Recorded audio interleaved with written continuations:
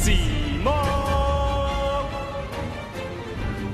Ladies and gentlemen, welcome to Round 7 of the Crush Card Cup. I'm Aleximo, joined by Mr. Joseph Rothschild, MBT Yu-Gi-Oh! Himself, for another electrifying commentary. First off, big shout-outs to our sponsors for this incredible free 512-person event, Ultimate Guard, Project CCG, and We Play Games. Be sure to check out their links down in the description for your card game and accessory needs. But also, I want to let you guys know that we will be commentating the Pro Play Tour Weekend Championship this weekend, May 2nd and 3rd. If you guys want to enter, all the details are down in the description. It's going to be a fun event, and if you're looking to play some Yu-Gi-Oh!, now is the time. So, for this feature match, we have a Salamangreat, as a matter of fact, which we see here by the Salamangreat Falco and Foul that we just saw here from Sam, going up against Christian playing Rokket Link, a deck we have yet to feature. We've seen Salamangreat a little bit, but Joseph, how do you feel about this matchup? This seems very last format-esque.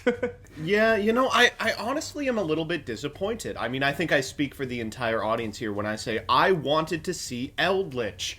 And now we have to sit through a deck that doesn't include it, you know? Now, this is interesting from Christian here. We have main deck Dark Ruler No More for this Baguska, which is a pretty, like, Baguska's, like, fine against some boards, but, like, I mean, we see the main deck Dark Ruler just as a hedge against these Adamancipator decks that have just been dominating the field and playing a combo deck of his own. In Rokket Link, it's really not a surprise to see something like this being main decked. Yeah, one of the reasons that I actually dislike seeing Dragon Link at all in this format is because so many people early on at least were on main deck Nibiru just as a hedge against Adamancipator. Now as it became clear that that card isn't exactly good versus Adamancipator, you've seen people pivot to more unfair cards, things like Dark Ruler No More, things like Baguska, in order to prevent an Adamancipator board from being set up. And so if you're playing a combo deck, you need to have outs to their outs, as well as cards that give you game in the combo mirror. Clearly, Dark Ruler No More is meant to do that. And so while you were discussing that, we saw while Christian was attempting to combo off, we saw a main deck Cosmic Cyclone from Sam taking out Dragon Ravine. But now we're seeing that as well. Yeah, we're seeing hard drawn Red Eyes Darkness Metal Dragon though to just go ahead and I don't know if we're going to continue to combo off here, but we're going to see how far Christian can take this. Having that in the hand is pretty nice though, I will say. Oh, well, a Chaos Dragon plus Red Eyes Darkness Metal Dragon might just do it. Always frustrating to see this happen. He's going to be able to get a Black Dragon Clap Serpent here, go into another Striker Dragon, and just continue the play with the LP pointing to the Striker Dragon and Hieratic Spheres zone. Every single Rokket Link player that I have ever played against always hard draws Red Eyes. I don't know what it is. It's their hidden passive. Oh, man. And, you know, it's still at 1, right? It's not even, it's not errated. It's not banned. I mean, LP's still legal, too. You know, this deck's perfectly fine, right? It's funny that, like, a lot of us thought that this deck was, like, going to be the combo deck of the format. And then Adamancipator came along and, you know, well, there went all of Rokket Link's hopes and dreams. But the deck's still pretty strong for what it's worth. It still puts up some pretty formidable boards. I just think people weren't expecting the robustness of Adamancipator, and especially in tandem with all the Automata, you know, go do cards being, you know, rocks and just rank 4 fodder for Gallic Granite. The deck is just crazy. So, specifically, Rokket Link does a couple of things that Adamancipator doesn't. Because if you're playing a combo deck this format, you need to be cognizant of, like, what is my deck doing that makes it fundamentally different or better than Adamancipator? The things that it does better are it uses Silver Rokket Dragon to rip cards from its opponent's extra deck, and it ends on bosses that Adamancipator doesn't. Not only Borreload Savage Dragon, but also Unchained Abomination, which occasionally is like 2 to 3 pops, insane against things like back row decks. Ooh, now this is rough. We have DD Crow coming down here from Sam on the attempted resurrection of Red Eyes Darkness Metal Dragon from Guard Dragon Pisty. So that's a bit unfortunate. You know, there are still ways that we can do stuff here, but, you know, getting that red MD back was kind of what Christian was really hoping to do. We see that this is one of the strengths of Salamangreat, is that it is able to play a wide array of cards that are out of archetype, because, you know, your Salamangreat engine is only about like 18 to 20 cards, so you can play all these going second cards like Hand Traps and DD Crow, which is turning out to be one of the strongest cards of the format. Cosmic and another one. Yeah. We're about to see Nibiru. Oh, no! And so that's what I mean. Like, look, his opening hand was 2 Salamangreats and then 3 defensive cards, essentially. So whether he went first or second, granted, those weren't probably the Salamangreat cards he wanted to see. However, he was still able to end on, like, Baguska, which is, like, fine and then be able to ensure that he wasn't going to lose the game on the following turn. That Nibiru token is going to be quite large, though. I like that he used that Nibiru in response to the Borreload Savage's effect activation, so it wouldn't have the negates online. Hate this. Because he tributed the Hieratic Sphere, he's going to be able to go into an Absorauto Dragon, and if he's got a generic Link, he can use the Absorauto Dragon effect and continue to combo off, but it looks like he doesn't and will be forced to pass on this board. That's rough, and we've actually heard in the past from Shuping Zhu why he actually likes to play the Beat Cop from the Underworld, because it only requires 2 monsters, and for this particular instance specifically, that would have helped him. I don't know how far he could have gone as a result of that, because he looked like he was out of resources, but at least he could have triggered Absorauto to get another card, could have maybe extended a little bit further, but getting over the Nibiru might have been a little bit tough. But looks like Sam just drew a card and passed, and this Nibiru, the Nibiru token, rather, I think is going to be big enough to hit over this other Nibiru, and... Oh, at least. Yeah, so I don't know, Christian's not in as bad of shape as you might think. Yeah, it's one of those scenarios where, like, the Salamangreat player drew into absolutely everything that interrupts the combo player's board, but failed to draw into any of their linear game plan. No Cynet Mining, no Gazelle, no Recursion, and as a result, they have to win with, like, a face-up Nibiru, and that's never going to happen, even against a deck that's used half of their extra making plays that didn't amount to anything. We saw Christian also on main deck Cosmic Cyclone. That could be just as a way to, equalize the board in the case of this dead Salamangreat Rage, or go up against decks like Eldritch, which we've seen plenty of in this tournament. We'll probably continue to see more of, especially in the top cut. But this Nibiru token hitting over the other, or the original Nibiru for quite a significant amount of damage here. And wow, so Nibiru backfiring on Sam, and we're going to be going into game 2. Yeah, I think we all have, and I think that's the worst feeling, is that when you Nibiru your opponent, you feel good about it, and you have no way to capitalize. But Sam's going first again, and this time he's starting off with Lady Debug, so I think he's going to have a much stronger start than he did in game 1. For sure. Definitely I feel as if one of the big minuses to playing something like Rokket Link rather than something like Adamancipator is it plays so much less well through repeatable pieces of interaction, right? Like Adamancipator doesn't necessarily care if its individual monsters are removed or negated because it has the potential to go into so many more. Inversely, Dragon Link very much does care if its plays are stopped. But this is not going to be a whole lot of negates, provided there's not, like, a couple of DD Crows in hand. Yeah, that's the thing, but that's what's kind of scary about going against Salamangreat, right? Because even if they end on, like, Balink's Pass, there could still be an Ash, a Crow, a Nibiru in Sam's hand right now. In fact, there basically has to be, right? Like, what else other than those cards is he going to not summon from hand? Wow, this is a very low impact evenly matched here from Christian. So we're gonna see. I mean, at this point, do you just keep your back row? I think you probably do. It depends. Keeping the Sanctuary. That's interesting. What you want from this evenly match is to turn off Roar, right? And you're going to get it no matter what. Oh, and the Lightning Storm to fall. This is ridiculous. Like, I mean, we're seeing him use Lightning Storm, but it's crazy that Sam values that Sanctuary so much, he banished Balinks to protect it. And now we're going to see Christian go ahead and summon a Silver Rokket Dragon and go into a Striker Dragon, and this is going to start his combos off.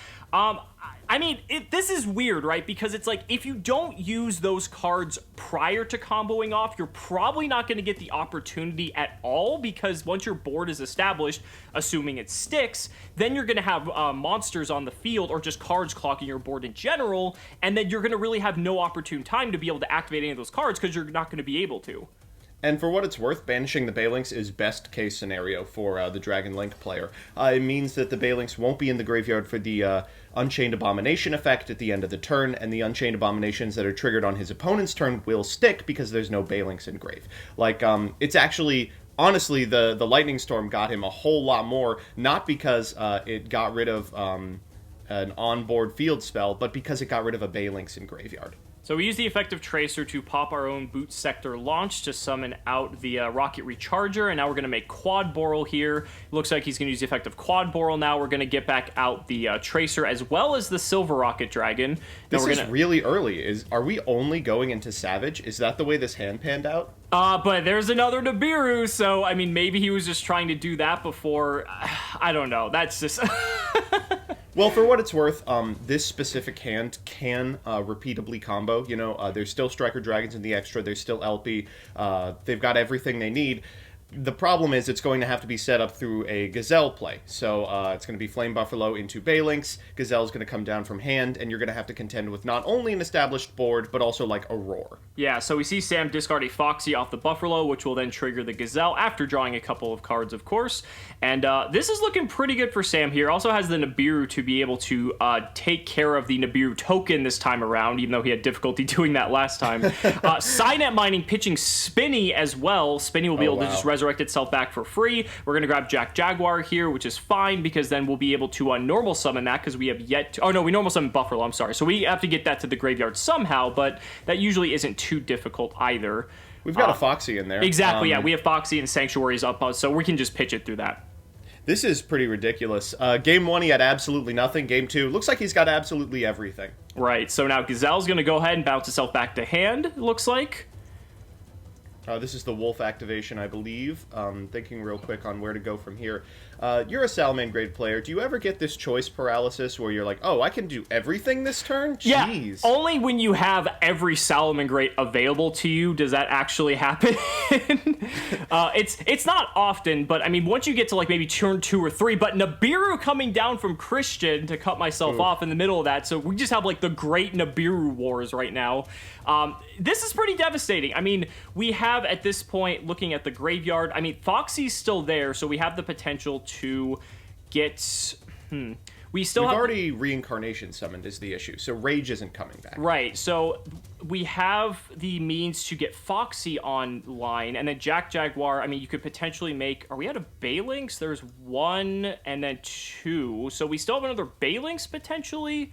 So, I mean, again, you're facing down this Nibiru, though, and unless you can make a reincarnation summon Heat Leo, it's a little bit tough to get rid of this Nibiru at this current state, and since you've already used a lot of the other effects, we're just going to have to see here. I mean, we might also see what happened last game happen again. Rokket Link usually requires 1 of 2 cards to combo off, so unless those 2 cards are very specifically the ones that the Dragon player needs, it's possible they have weaseled their way into a situation where their Nibiru is going to be attacked over by the token for lethal. And it looks like that might be what's happening. Yeah, this looks very reminiscent. Remember, Sam just set a card and passed on his turn. It looks like Christian's going to do the same, and so now it looks like Sam's going to have his opportunity here because now Gazelle's back online again. We're going to see him use Foxy by discarding Jack Jaguar to special summon itself. That will trigger Gazelle since he pitched Jaguar, so that gives him another threat. Then Jack Jaguar can bring itself back when he decides to go for a Link play. This should be easy cleanup at this point. I don't think he has too much to fear. He also has the Nibiru token, which is a pretty sizable threat. He's going to grab Roar, which makes sense because once you clean up the board, Roar can pretty much just seal up the game here if all goes correctly. And notably, Roar can trigger even without the activation of one of your monster effects. So if you want to play around, I don't know, like an Infinite Impermanence, what would you possibly expect from the board going second? Something like that. Then you can do so. I mean, this looks like the end of the game to me. Right, so here we go to Reincarnation Link summon the Sunlight Wolf here. That's going to get Roar back to our spell and trap zone, so we don't even have to use Sunlight Wolf's effect. We're going to go ahead now and it looks like get our Rage back with the Wolf effect. So now we just have double trap coverage here. We can go into Heat Leo potentially. Oh, we don't even have to do that because Christian's just going to scoop it up. I think understandably so. If there was no disruption leading up to that point, I don't exactly see what Christian was going to have to swing things around back in his favor. But game number 3, I mean, this looks, like I said, kind of like the Battle of the Nibirus, but sometimes that's just what happens. Yeah, Nibiru has kind of fallen off in a lot of ways. Eldritch best deck, Adamancipator, the combo deck that plays around Nibiru at all stages of the combo. But against different combo decks, ones from last format, decks that aren't necessarily combo-oriented but do special summon a lot, card is still a house. So here we go now. Christian, first time Christian going first, by the way. So now we're going to get to see how far he can go with his combo. If the first 2 games were indicative of anything, we should see a Nibiru at some point, but we'll have to see if that happens. Yeah, this is, again, basically where you want to be. You get an Absolute Dragon trigger off of this. You're able to extend farther with Boot Sector launch. This should be full combo, but I've said that about 3 games in a row now. Yeah, and at least Hieratic Seal, the Heavenly Spheres, will give him some protection from Nibiru. I say protection, but more so recovery. I think would make more sense here. Again, it's a very minor amount. Here comes Monster Reborn. Always Whoa. a nice extender to see. These are rough combos. Ugh, these hands must be panning out very poorly. Sam's asking for the target, though, so maybe he has DD Crow for it? Oh, looks like he's going to let it resolve. Okay, so Recharger re-entering the field here, and now we're going to go for our LP, and we effectively have our combo here. LP can get our Red Eyes Darkness Metal Dragon. We should be able to go off, again, barring any disastrous Nibiru's coming down. If I was waiting on a DD Crow, I would obviously wait until the Red Eyes Darkness Metal Dragon here. Sure. But even if he doesn't have it, just referencing the fact that he could have it might do a lot in terms of making his opponent play differently and on less explosive combos that play better around DD Crow, etc.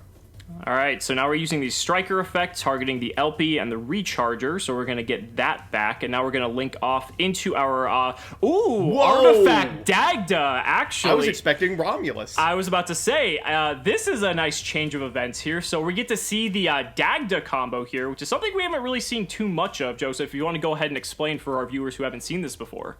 Yeah, so Artifact Dagda is one of the 57 Link monsters revealed in Duel Overload.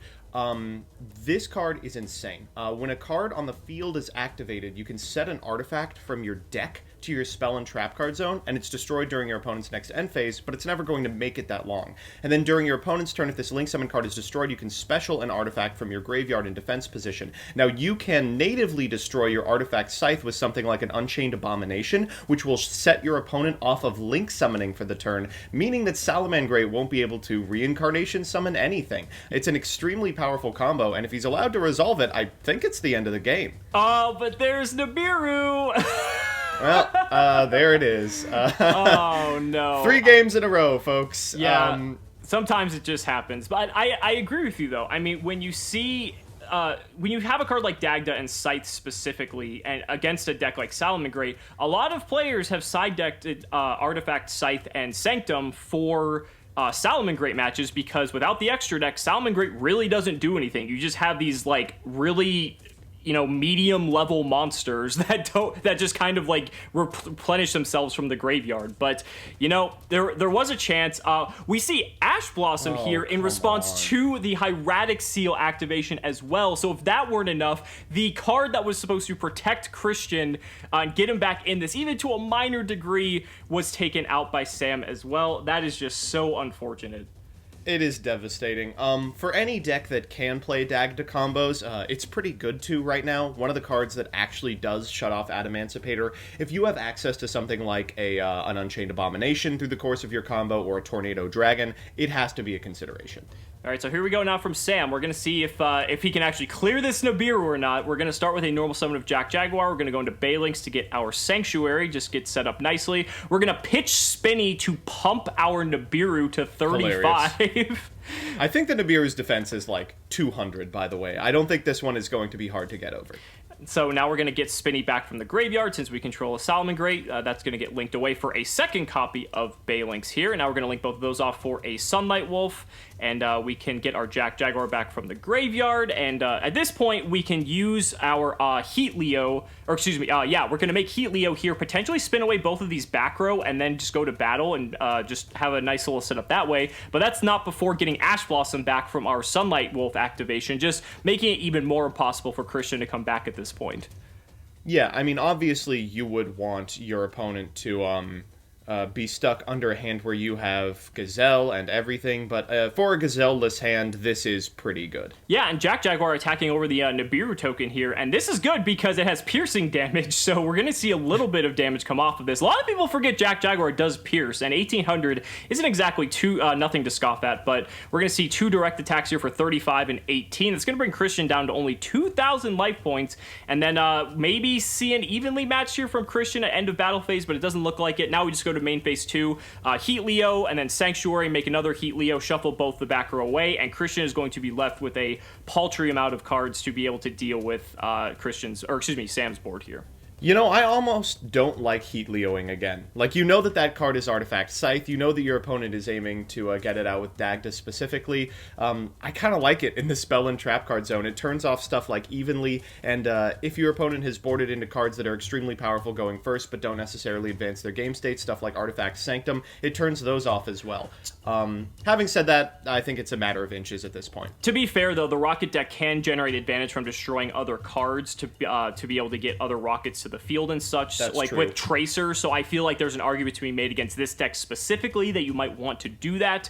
I would agree that, in most instances, giving them back the Scythe probably isn't ideal, but you have to look at this board right now. I mean, he has only a few cards to work with, and even if he does have, like, Sanctum or Scythe, what's he going to do? He's going to Scythe, and then Scythe's just going to die to Heat Leo and Nibiru. So, like, it doesn't really accomplish anything. It maybe buys you a turn, but with only 2,000 life points, I don't necessarily think so.